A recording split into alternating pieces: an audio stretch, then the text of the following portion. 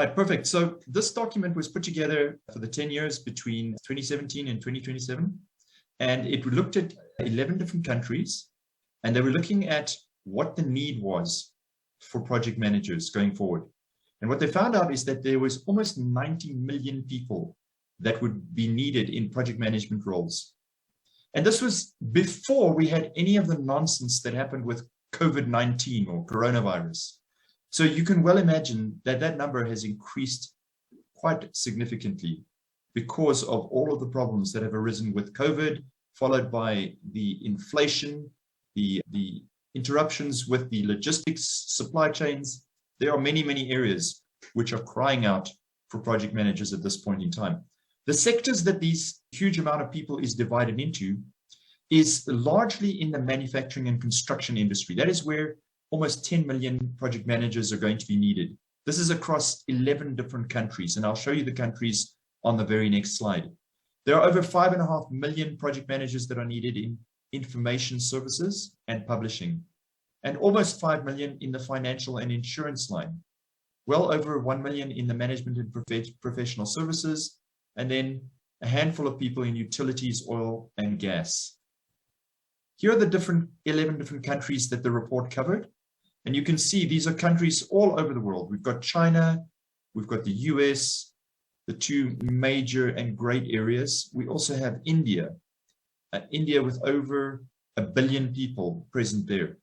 So what this report demonstrated was that if those 80 million project managers are not found, these companies that were surveyed stand to lose almost 210 billion US dollars if they do not get the right people to lead those projects. So there's a lot of money behind searching and finding excellent project managers. They're looking for people like you, people who are well-trained and people who are concerned about their project management careers.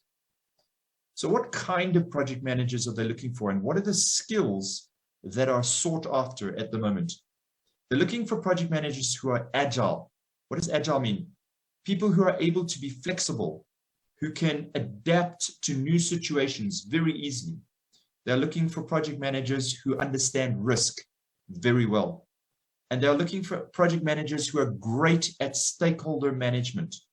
If you have those abilities, good to respond, very good at responding to change, you're flexible and agile, and you're good with stakeholder management, then you are the right person for the job. These kind of project managers are in very high demand. And what is interesting to note is that even when the robots start to take over and move into project manager role, because the robots are coming, do not mistake it. The robots are coming. Artificial intelligence is coming. In about 15 years, we are going to see them next to us, playing similar role to a human, but it's still 15 years away. And what I'm saying is that even then, in 15 years, these areas that we're talking about now, stakeholder management, this will be the area where you can shine above your artificial intelligence colleague who's sitting next to you. So these are things which are vital for the future and for leading the project economy going forward. What is the PMP certification? What is the CAPM certification? Well, first of all, just a little bit of clarity. PMP is not so much a certification. It is actually a professional registration. You go, you write the exam, and once you've written the exam, you become a project management professional. You do not automatically keep that registration. You have to fulfill criteria and responsibilities over the next 3 years. If you fulfill those responsibilities, then you can maintain your professional registration. The other thing is that not just everybody can write the PMP exam. There are two very clear and important areas that are necessary in order for you to be able to do this, and they relate to experience and education. Right, so what is involved there? You need to demonstrate that you have at least 3 years continuous experience over the last 8-year window. So since 2014, do you have at least 3 years of project management experience? If you do, then you might well qualify. The other thing is that you need to show that you've had at least 35 hours of formal project management training. Of course, if you want to, you can come with classic seminars. We have a course that will do that. But if you don't have that, let's say you have done training, perhaps postgraduate training at a university, maybe a semester course, or maybe undergraduate training for a 3 or 4 month period. And that over that 3 or 4 month period, you had more than 35 hours of training. That's fine. You can use that training in order as a prerequisite for writing the PMP exam. The PMP exam is a professional registration as a project manager. It is international, and it will allow you into a fellowship of project managers that is global. The CAPM, on the other hand, is a certificate. So this is not a professional registration. It is a certificate. It only lasts you 5 years long. After 5 years, you have to redo it. So it is for project administrators, for members of a team, or for junior project managers. And the criteria for registration is simply, do you have school leaver certificate? And do you have 23 hours of project management training? That's it. Then you can write the exam. So who administers the PMP and CAPM exam? The Project Management Institute. And there are over 1.1 million project managers globally in the USA, in Europe, in China, in India, etc., who have written the PMP exam, and they are now registered professional project managers. The exam itself is taken at a Pearson Center in any major city in your country. So here in South Africa, it would be either in Cape Town, in Umhlanga, or in Johannesburg. What are the benefits of PMP certification? What it shows to your prospective employer is that you have what it takes to run the toughest of projects, that you have both experience and education. The organization is looking for PMPs for these two reasons. They want a professional registration. They want that stamp. And yes, there are other methods of getting a professional registration. If you are thinking locally in South Africa, there is the SACP CMP. They offer the construction project manager registration. This takes you a long time to obtain. You have to deal with the organization, the SACP CMP. It takes you more than 3 years to get this registration. And you really have to be perseverant because their administration is very, very poor. The question that a lot of you might have is, if I do the PMP, will it assist me in becoming a construction project manager? And the answer to that is yes. There will be one step in the process that you can skip over out of the 7 or 8 steps that there are. And it's the step regarding being mentored. Okay. The other reason why an organization is very keen on PMP employees and want to hire a project management professional is because it is very good for them when they go to bid. So when they are either have an audit, an external audit that is auditing their organization, or when they're writing a proposal in response to a request for proposal, to be able to put your CV on that proposal with the words PMP on the CV is going to assist them to gain that job. So what are the benefits for you? Well, the benefits for you are so many. Besides it giving you many, many career opportunities, arguably increasing your salary by more than 20% over the next 2 years, which has been proved or demonstrated in the survey which the Project Management Institute did of Sub-Saharan Africa. But besides that, it's an elite club of project management professionals from all over the world. Once you have your PMP, you can join into online networks, social media networks on LinkedIn, for example. And you can join in with these professional networks of thousands of professional project managers from all across the globe. These are professionals who are competent, who are honest, who are upright, who are looking for excellent project managers like yourself to assist them in their next gig that they have going. So the question is, are you up for something new? Are you wanting new opportunities? Would you like to engage a network of international project managers? There are so many opportunities that are available. There are both local and international opportunities. It makes me think of a story.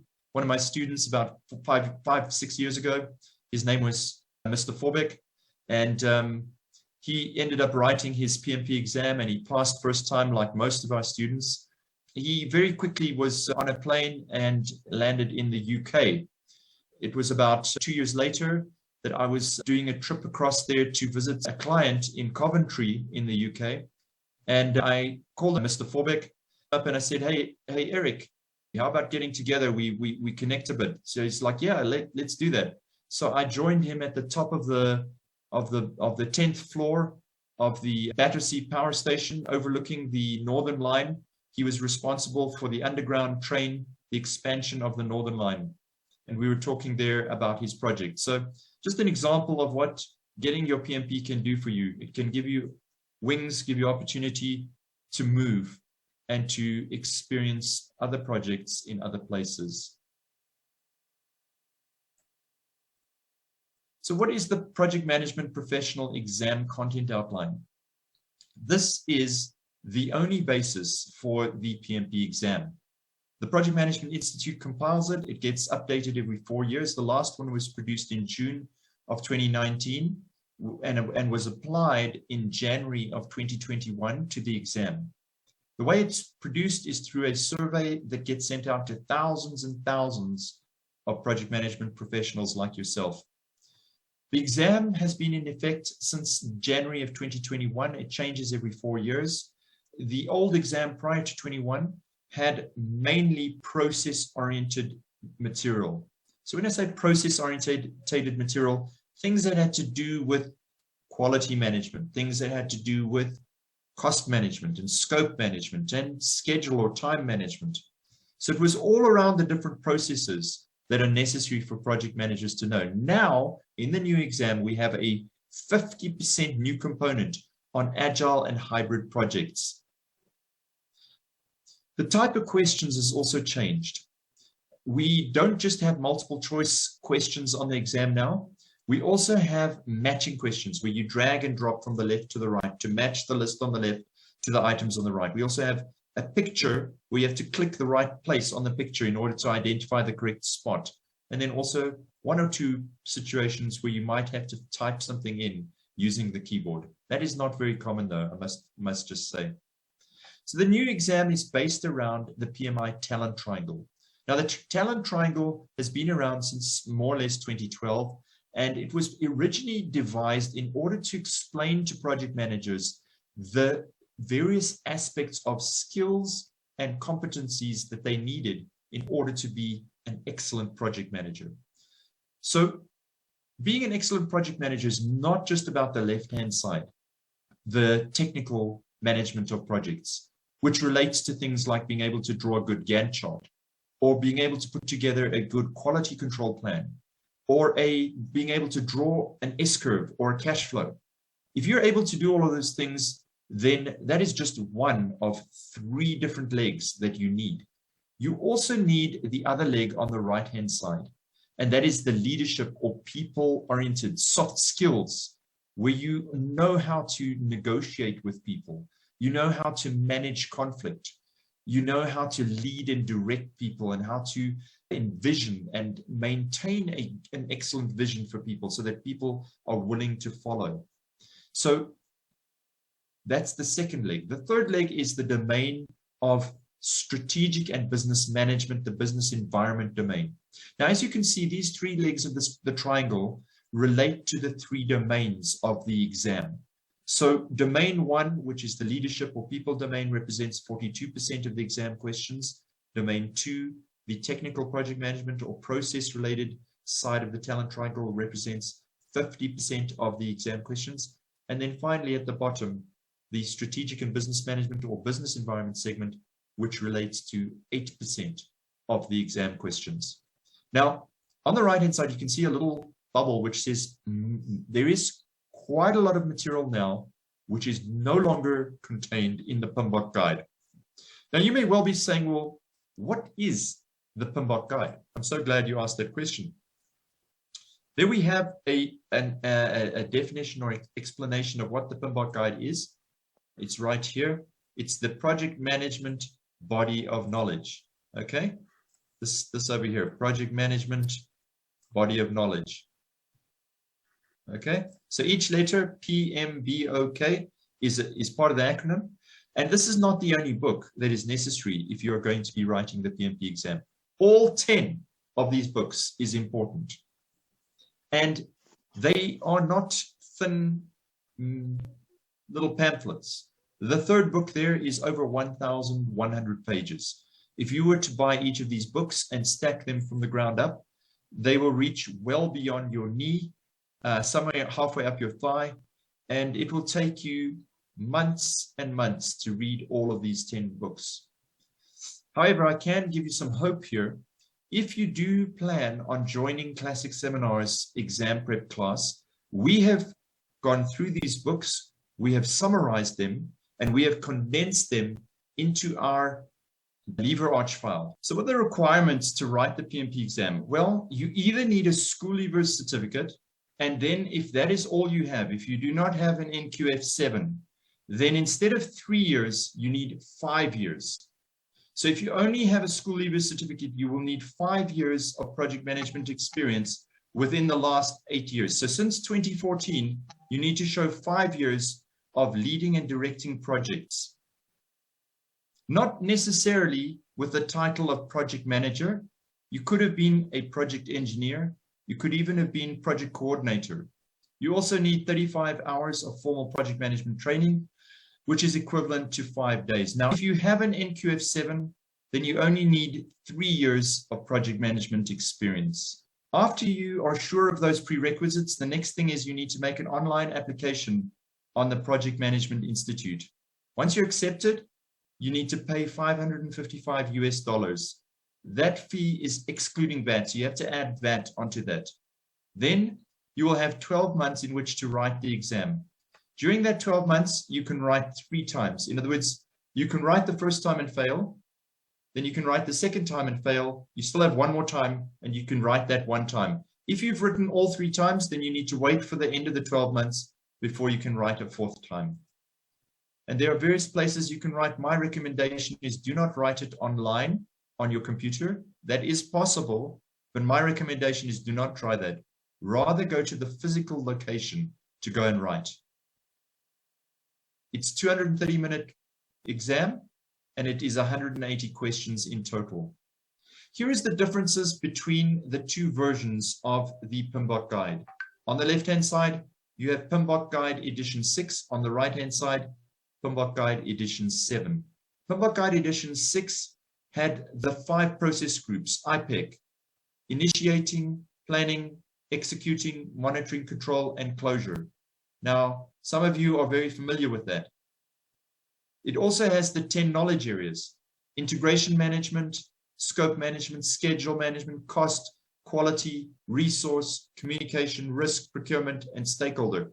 All 10 areas. In the new one, it has none of those. None of the 5 process groups and none of the 10 knowledge areas.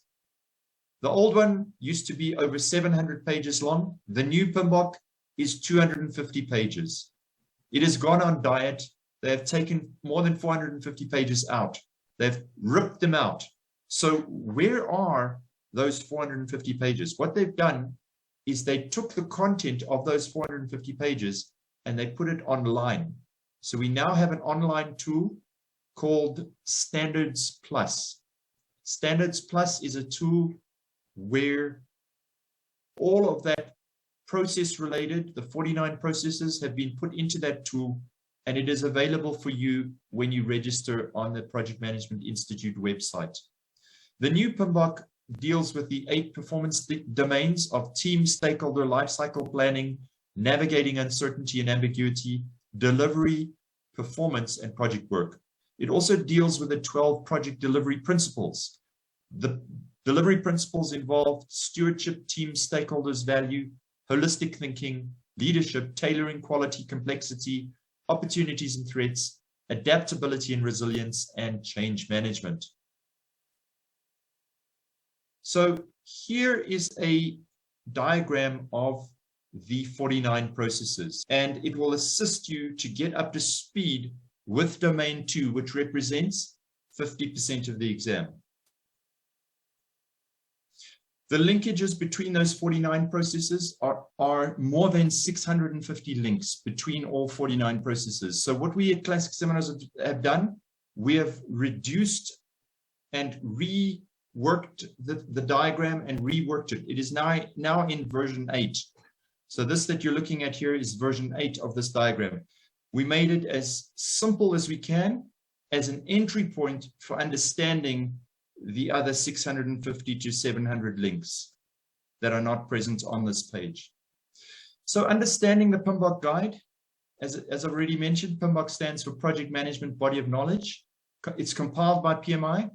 It's a comprehensive set of knowledge and good practice, and it used to be the basis for the PMP and CAPM exam. Every 4 years they update it. And it doesn't compete with other methodologies. So if you have perhaps been schooled in Prince 2, or maybe you've done the A4PM, or maybe you are a Scrum Master. Doesn't matter what methodology you have learned, the PMBOK Edition 7 will not contradict the methodology you have been taught. Because the PMBOK Edition 7 is not about a methodology, it's about a way of thinking. It's how should project managers think? What is their approach that they should have? And so the PMBOK Edition 7 applies to all types of projects in conjunction with many types of methodologies and delivery systems. One of the biggest changes to the PMBOK exam is the Agile project management. And very briefly, and we are very close to the end now, we only have another 5 or 6 slides left. Very quickly, I'm going to run through 2 slides on Agile project management to just give you a brief understanding and expose to what Agile is all about. So some of you have been involved in engineering or construction projects. Now, engineering and construction is a typical, what we call predictive life cycle. So here on the left is your normal engineering and construction type projects. It has a traditional approach. The planning can be done at the beginning. We don't have to wait for information to be revealed in order to do planning. All of that planning can be done right at the beginning of the project because the technical requirements are very well understood. So there's a picture at the bottom left side of the screen which shows how the schedule of a predictive life cycle looks. It's finish to start in multiple phases. It is called a waterfall type project. But what about agile and adaptive projects? Agile and adaptive are both iterative and incremental. What do we mean by iterative? Well, I've already told you that the PMBOK guide gets updated every 4 years. So the first edition of PMBOK was produced in 1996. When they finished producing that version in 1996, they pulled together a new team of people and they tasked them with doing very similar processes to work together over the next 4 years to produce edition 2. When edition 2 was brought out, that is an example of an iterative project. They are doing the same kind of things in order to produce an edition 2, a version 2. And then they did it the same processes again for the next 4 years to bring about edition 3. Here's a picture of the kind of dynamic or the kind of schedule that you have. Here we have 3 different series or points in time where a certain thing is being done. And you can see that the same 3 blue bars are being done in each of these scenarios. Perhaps the first one is for the first 4 years. The second one is for the next 4 years to produce edition 2. And the last one is the next 4 years to produce edition 3. So now that I've answered iterative, what is incremental? And for this one, I can just think of you can just think of a cell phone, okay? So you think of the cell phone that you have, and you think about WhatsApp, okay? Many years ago, 10 years ago, we send SMSs on WhatsApp. And then after a while, we say, hey, we can speak to people. And then a little bit later, we can do 3 or 4 people on a group call with WhatsApp voice call. And then later we can do a video call. So each time they sent a push and they said, you must update WhatsApp. Do you remember that? And then you have to say, yes, I accept. And then they give you that new functionality. That's incremental project, where they produce extra feature and they force you to update, or it then gets clipped on to the existing product. That's an incremental type project. Now with Agile and Adaptive, the cost and time are fixed. As you can see in that schedule below with the 3 different periods, the time is fixed. The cost for that period is also fixed. What is not fixed is the scope. We don't know how many of these items we will do. We are trying to reach a certain number. We hope we will reach it, but we cannot be sure that we will reach that number. The customer is always involved, and it is very people-oriented.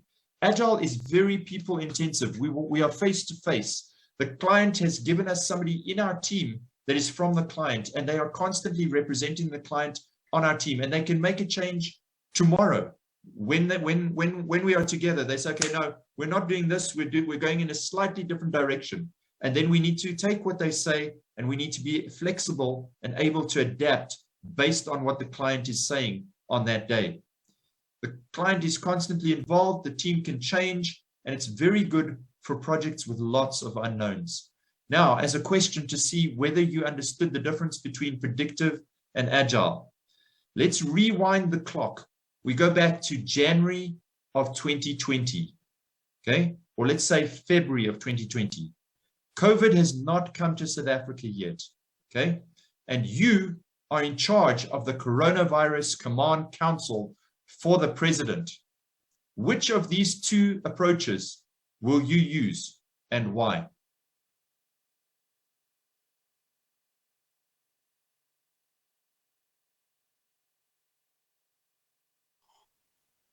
For you, I'll go with the Agile because it's more interactive and you can adapt as you go as well. So excellent, Paul. You're absolutely right. Your choice was that you will go with the Agile and Adaptive, and your reason was because you need to be flexible because we don't know what's going to happen. And that's precisely the case. When coronavirus hit, we did not know what was going to happen. And so we had to be very flexible, able to change.